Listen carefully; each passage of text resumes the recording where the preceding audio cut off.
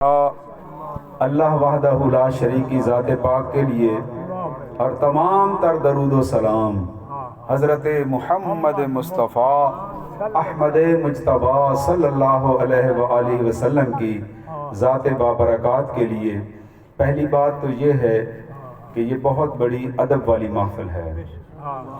جتنی بڑی ادب والی محفل ہے اتنا ہی ادب ضروری ہے۔ ہماری زبان سے، ہمارے ہاتھوں سے، آنکھوں سے سوائے ادب کے کوئی اور حرکت نہیں ہونی چاہیے۔ اگر خدا نخواستہ کوئی بندہ کہے کہ مجھے کون روک سکتا ہے، میں جو چاہوں کروں، تو دیکھ لو ان اللہ علی کل شیء قدیر، اللہ ہر شے پر قادر ہے۔ اس نے ابو جہل کی گردن کو مروڑ کے رکھ دیا۔ عتبہ، شیبہ اور ولید بن مغیرہ، نضر بن حارث اور یہ جتنے بھی بڑے بڑے کافر تھے ان کو عبرت کا نشان بنا دیا، کیونکہ وہ حضور کے بے ادب تھے۔ اور ابو بکر و عمر و عثمان و علی، عشرہ مبشرہ مہاجرین و انصار کو اللہ پاک نے سرٹیفکیٹ عطا فرما دیا، رضی اللہ عنہم ورضوا عنہ۔ وہ اللہ پر راضی، اللہ ان پر راضی، کیونکہ مصطفیٰ جو ان پر راضی ہو گیا ہے۔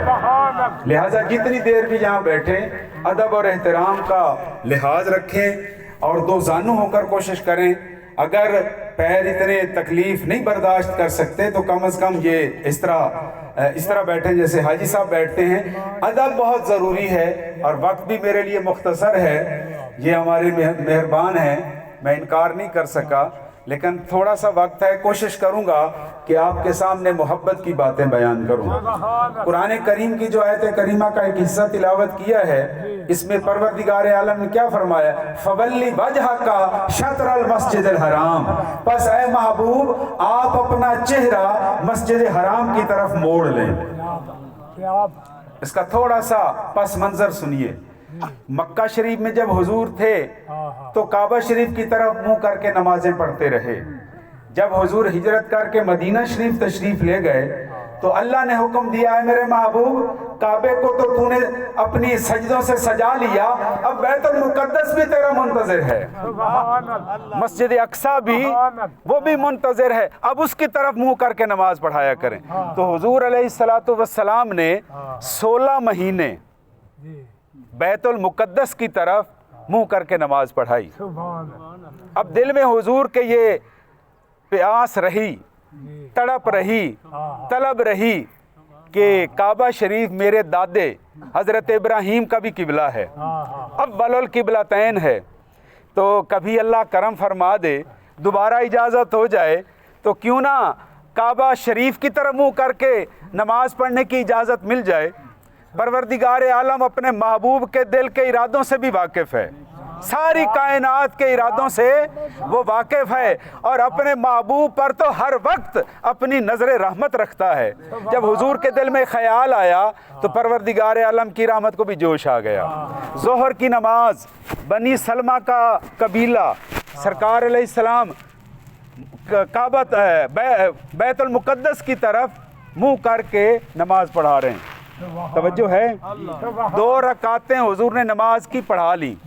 ظہر کے فرضوں کی کتنی رکعتیں ہوتی ہیں؟ 4۔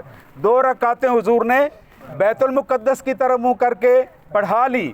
جب تیسری رکعت میں کھڑے ہوئے تو پروردگار عالم کی طرف سے وحی آ گئے، فَوَلِّ وَجْهَكَ شَطْرَ الْمَسْجِدِ الْحَرَامِ، اے میرے محبوب اب بیت المقدس سے رخ موڑ کر کعبے کی طرف رخ کر لو۔ اب نماز کے عالم میں حضور نے رخ اپنا بیت المقدس سے کعبہ شریف کی طرف موڑا۔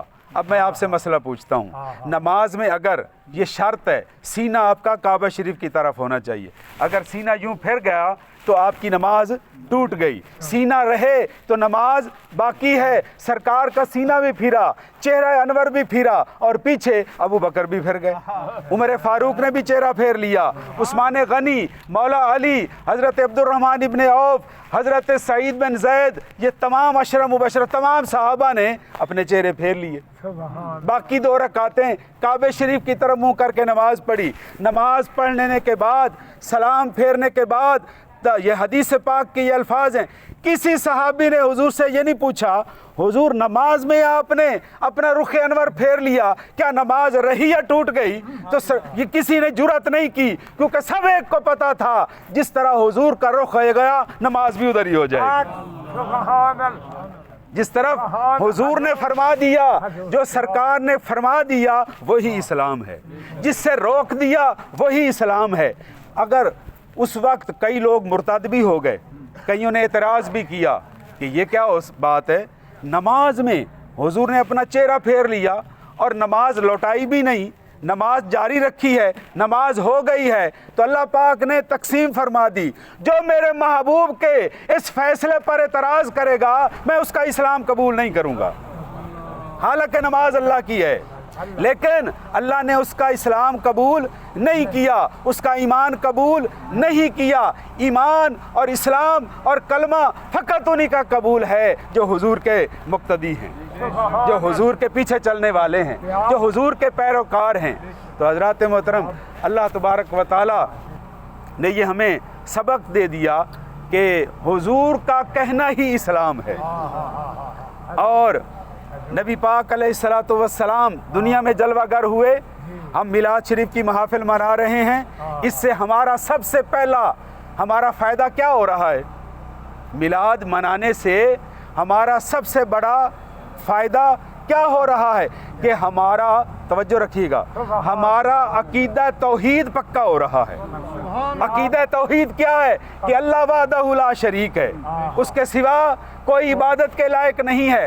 حضور کے میلاد کے منانے سے ہم مومنوں کا عقیدہ توحید اس لیے مضبوط ہو جاتا ہے کہ اللہ پیدا ہونے سے پاک ہے، اللہ پیدا ہونے سے پاک ہے. اور حضور کی جو ولادت باسعادت ہوئی ہے تو معلوم یہ ہو گیا، ساری کائنات کو پتہ چل گیا کہ ہم محمد مصطفیٰ کو خدا نہیں مانتے. توجہ ہے آپ کی؟ ہم حضور کو خدا نہیں مانتے کیونکہ حضور کی پیدائش اور میلاد کی خوشی منا رہے ہیں نا.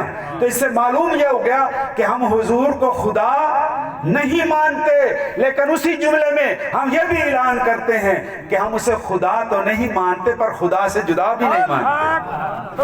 وہ خدا کا سب سے بڑا پیارا محبوب رب العالمین، وہ اللہ کا محبوب ہے جس سے اللہ محبت فرمائے، اس کی کیا عظمت اور شان ہے. تو عقیدہ توحید کو مضبوط کرنے کے لیے آؤ حضور کا میلاد منائیں، حضور کا میلاد منائیں. مسند عبد الرزاق میں حضرت جابر رضی اللہ تعالی عنہ کی یہ روایت موجود ہے. جہاد کا موقع، ایک جگہ حضور نے پڑاؤ کیا، صحابہ کرام مختلف اپنی اپنی جگہوں پر جا کر آرام فرما ہوئے. حضور تنے تنہا ایک درخت کے نیچے تشریف لے آئے، ایک درخت کے نیچے تشریف لے آئے اور اپنی تلوار کو حضور نے کندھے سے اتار کر درخت کی شاخ پر لٹکا دیا. حضور تشریف فرما ہو گئے. ایک دشمن آیا، اس نے فوراً درخت سے حضور کی تلوار کو اٹھایا اور سرکار کے سامنے تلوار کھینچ کر آ گیا. کہنے لگا میں یمنعک منی، مجھے آپ کو مجھ سے کون بچا سکتا ہے؟ 3 دفعہ اس نے یہ کہا، میں یمنعک منی، میں یمنعک منی، 3 مرتبہ اس نے کہا. اور تینوں مرتبہ آمنہ کے لال نے فرمایا اللہ اللہ اللہ، مجھے بچانے والا اللہ ہے. یہ کہنا تھا کہ اس کو حضور کے روب کی وجہ سے تلوار ہاتھ سے چھوٹ گئی، نیچے جا گری. سرکار علیہ السلام نے تلوار اٹھائی، اپنے صحابہ کرام کو بلایا اور یہ واقعہ سنایا. یہ دشمن مجھے یوں کہہ رہا تھا، میرے رب نے مجھے بچا لیا، میرے اللہ نے مجھے بچا لیا. اور یہ بات کہتے وقت حضور کے پہلو میں وہ چھپ کر بیٹھ گیا. حضور نے صحابہ سے یہ نہیں فرمایا کہ اس کو بدلہ لے لو، بلکہ فرمایا میں نے اسے معاف کر دیا. تو عقیدہ توحید ایسے ہی میلاد کی برکت سے پکا ہو جاتا ہے کہ سب کچھ اللہ کرنے والا ہے، وہ ساری کائنات کا خالق بھی ہے، مالک بھی ہے، رازق بھی ہے، ہم سب کو دینے والا بھی ہے، ہم سب کو عزتیں اور وقار عطا فرمانے والا ہے۔ اللہ پاک ہم سب کو جو بھی میلاد شریف میں آئے ہیں عزت اور وقار میں اضافہ فرمائے۔ وما علینا الا البلاغ المبین۔